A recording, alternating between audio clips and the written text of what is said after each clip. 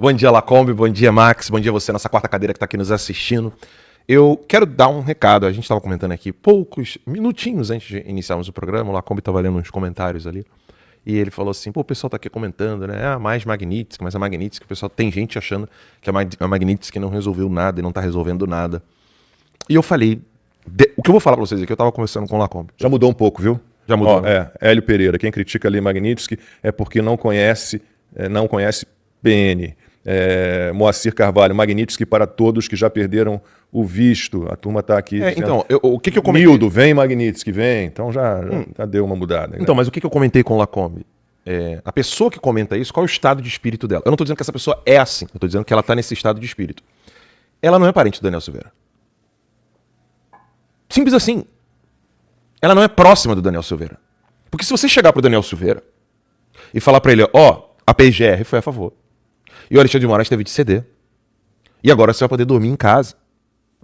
Desculpa dar detalhes, tá, Lacombe? Mas na prisão, você não limpa a bunda como você limpa em casa. É meio punk, sabe? Às vezes escapa das pessoas o realismo. Sabe aquela coisa que te prende no mundo real? Como é que você come numa prisão? Não é só privação de ver pessoas que você gosta, não. Porque, de certo modo, eu tenho privação de ver pessoas que eu amo.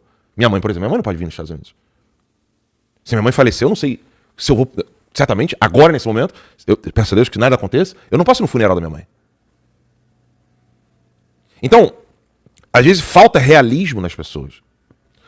Ela não entende, por exemplo, chega pro Daniel Silveira agora, senta aqui com ele e fala, e aí, cara, Magnitsky tá funcionando ou você acha que ele vai virar e falar assim, cara, eu, graças a Deus, agora vou poder ver minha filha. Então, essa ausência do realismo, ela tá conectada a algo mais profundo no Brasil. Eu me lembro bem de uma vez estarmos eu, o professor Olavo e o Daniel Bertorelli. E aí, a gente estava conversando sobre cinema e o professor Olavo falou do dano que causa no cérebro, na memória, na psique de uma pessoa quando ela consome conteúdos que não refletem a realidade. Por exemplo, Matrix. Por quê? Matrix, ela injeta na sua memória, tudo que você tem contato vai de alguma maneira para sua memória, tá? Por que você, quando bate a canela num lugar, você nunca mais vai querer bater canela em alguma quina? Porque fica na memória. Então aquilo te faz evitar. Nunca mais eu vou querer ter aquela dor. A memória fica afetada. Não, afetada não, fica marcada. Então, o que esses filmes fazem? E isso eu percebi assistindo os dois Missão Impossível, do Tom Cruise. Dois? Tem uma dúzia, eu acho. Não, os dois últimos, porque eles acabam fechando toda a sequência, né? Nem sei quantos são no total, você sabe? Também não sei quantos são, não. Eu sei que esses dois fecham toda a sequência. Né? E aí, o que eu percebi? Eu falei assim, nossa, como o Olavo tá certo. Primeiro que o filme te dá uma agonia, porque você não sabe quem é bem, quem é o mal, você não sabe como que as coisas podem se resolver de um modo concreto e realista. Você sempre espera algo fantástico demais. Porque a fantasia não é o problema, tá? Fantasia... 8 filmes. Eu sempre jogo porque eu sei que a galera vai... a galera sabe. Então, esse é o grande problema, né? Não é a fantasia em si. Mas o problema é você não identificar de maneira clara o que é o bem, o que é o mal, o que é virtude, o que é coragem, e por aí vai. E aí, as pessoas que consomem, por exemplo, Matrix, elas acabam refletindo isso, e você percebe isso, Lacombe, e o Max sabe bem disso. Quando você conversa com o pessoal, você, não, mas quem manda em tudo são os globalistas. O Putin só está fazendo isso porque os globalistas é que mandam. Ou os chineses só estão fazendo isso porque os globalistas é que mandam. É tudo farinha do mesmo saco. Pera lá. A gente sabe que PCC, Comando Vermelho, não é farinha do mesmo saco. A gente sabe que PCC quer uma coisa e Comando Vermelho quer outra. Eles têm eles acabam tendo uma interseção de interesses, mas não é a mesma finalidade. Por exemplo, a finalidade do PCC e a finalidade do PT não é a mesma. Mas há uma interseção. E aí um favorece o outro. Então é importante entender. Da mesma maneira que, por exemplo, se eu conversar hoje com algum liberal, eu tenho certeza absoluta que nós não queremos o mesmo Brasil. Não queremos. Sério. Ele tem uma ideia imaginativa, doutrinária, do que é um país que ele gostaria de ter. E eu não funciono com doutrinas. Aprendi isso com o professor Olavo. E aí, se um liberal quiser me ajudar a lutar pela liberdade de expressão, tamo junto. Entende? o pessoal não tem essa clareza da interseção de interesses.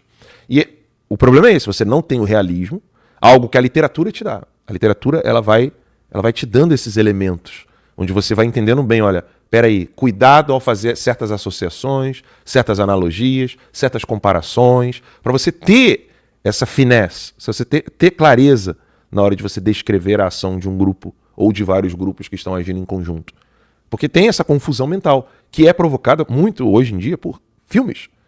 Se você perguntar para 99% da população brasileira o que é a Idade Média, eles vão descrever para você o Nome da Rosa. Só que nem a história do Nome da Rosa se passa na Idade Média. Olha que loucura. E a ideia que o cara tem de Idade Média é o Nome da Rosa. Se você perguntar para 99% dos brasileiros quem era Dom João VI, é um homem gordo comendo frango. E guardando no bolso. E guardando no bolso. Ou seja, o imaginário das pessoas não está ocupado por literatura, não está ocupado por pesquisa, não está ocupado por estudo, formação. Não, ela pega a primeira fonte de informação, seja ela qual for, fica ali na cabeça dela, ela não questiona, ela não submete a imaginação dela a um crivo racional. Ou seja, ela não coloca, sabe a peneira, para você ver o que é ouro, o que é pedra, no rio, na beira do riozinho? Aqui tem essas brincadeirinhas, né, com as crianças. Não sei se você já viu em Downtown. Tem ali. Aí tem isso? Simulação de... Nunca viu, não? Eu levei os meninos numa chácarazinha aqui, aí tem aquela calhazinha de madeirinha, a água corrente fica ali, né? Fica o moinho, aí joga a aguinha lá e fica... Já viu, Max? Não. Nunca viu? Eu brinquei com os meninos. Você compra um saco de terra e ali dentro tem as pedrinhas. Aí você fica jogando a aguinha e aí você vai tirando as pedras que não tem valor e fica lá aquelas pedras bonitinhas, né? Pra brincar com os meninos, simular o que seria uma caça a pedras preciosas, né? Só que a maioria esmagadora dos brasileiros, e isso não ocorre no mundo todo, é bom as pessoas entenderem isso, isso acontece em países desenvolvidos e países que estão muito longe de serem civilizados. Então isso acontece em tribo, isso acontece na África, isso acontece na Ásia, mas não é assim em todo o planeta Terra. As pessoas não conseguem fazer peneira das coisas que elas receberam.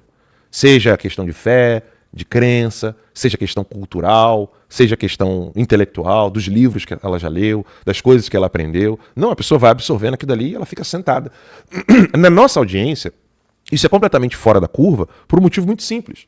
As pessoas vão ganhando gosto por ser livre e independente. Então a pessoa ela começa a ganhar gosto de querer discordar do que nós estamos falando. Ou de que ter uma desconfiança amigável. Sabe aquela desconfiança saudável? Fala assim, pô, mas o Alan tá falando isso aqui, mas será que é isso mesmo? Deixa eu conferir aqui. Aí o cara vai lá, confere. Já aconteceu várias vezes aqui. Das pessoas nos corrigirem e falam assim, não, na verdade não era 26, era 25. Sabe aquela coisa de... Você começa a ter um crivo maior daquilo que você recebe. E isso faz você ficar no mundo real. Isso não deixa você no mundo da fantasia. E aí quando a pessoa fala, desculpa ter falado tanto aqui, segurado o programa aqui, quantos minutos? Eu passei para você. Eu passei 11h07 daqui. Não, desculpa. 10 minutinhos. Então, mas eu queria entender só pra qual foi explicar. a crítica do chat, que eu não entendi. É isso. Não, que a Magnitsky não está funcionando. A Magnitsky, porque o destaque da nossa capa é Magnitsky de olho no Gilmar Mendes e no Flávio Dino. E tava ali uns 3 ou 4 dizendo, Magnitsky não adiantou pro Xandaré, pro Xandeco, vai adiantar pros outros. Não, sem contar que o ponto de Magnitsky não observação... adianta de nada. Sem contar que o ponto de observação da pessoa é o agora. A gente só pode dizer que a Magnitsky não funcionou quando acabarem todas as sanções de tudo que aconteceu e o povo brasileiro, junto com seus deputados, senadores, vereadores, prefeitos, tiverem feito a sua parte. Depois desse período, a gente vai poder olhar para trás e falar assim, Magnitsky não funcionou. Mas só de ver a cara do Luiz Roberto Barroso, já não adiantou? Todo choroso. É como eu disse, triste. Pergunta pro Daniel Silveira se ela não está funcionando. Enfim, é isso. É isso, Max. Bom dia. Bom dia, Lacombe. Bom dia, Alan. Boa tarde, pessoal aí no Brasil. E antes da gente tocar o assunto aí, que eu já vi que já gerou a polêmica do dia, assim que é bom, né?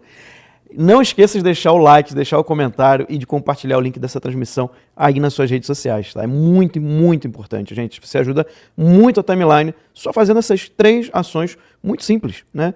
Deixa o seu like, deixa uma boa tarde aí no chat, um bom dia, uma boa noite, dependendo de onde você está falando, e compartilha o link dessa transmissão aí nos grupos de WhatsApp, grupos de Facebook, grupos do Telegram, no Instagram. Quem está assistindo aí pelo X também, você que está aí no X, deixa o seu like, deixa o seu comentário e reposta aí no seu perfil. Gente, isso ajuda muito a timeline a alcançar mais pessoas. Porque eu até me espanto assim, das pessoas estarem aqui e falar que não está adiantando. Desde dessa última semana, né, que a Magnitsky foi aplicada na esposa do Alexandre de Moraes, foi a primeira vez em que você tem recuos em seguida do Alexandre de Moraes. Agora você tem o Tarcísio falando de anistia. Ou seja, você tem a galera entendendo que a PL da dosimetria não vai rolar. Por causa de quê? Por causa da sanção contra a esposa do Alexandre de Moraes. Isso foi o Hugo Mota que falou. Numa conversa com o Temer. Então, gente, eu vejo, e eu falei isso já, acho que o pessoal não deve estar muito atento aí na sequência de fatos. Essa Magnitsky contra a esposa do Moraes, ela tem um poder muito maior no psicológico dos ministros e, obviamente, né, na elite hoje que está aí dominando o Brasil, do que a Magnitsky tinha, que foi feita apenas contra o Alexandre de Moraes. Essas sanções secundárias, elas estão provando para essas pessoas que, olha, a vida de vocês não vai ser a mesma. Vocês vão perder muito se continuar assim. A gente pode ter a renúncia do Barroso, gente. Logo, logo. Então, é muito pelo contrário. Eu vejo agora eles estão entendendo o que é a Magnitsky e a gente vai vendo um recuo atrás do outro. Não é o que a gente gostaria? Óbvio que não. Né? Óbvio que não, mas na vida real tudo é um processo. Né? As coisas dificilmente mudam radicalmente de uma hora para outra. É um processo. É um processo. E a gente percebe que esse processo está andando. E agora, mais do que nunca, não é hora de desanimar.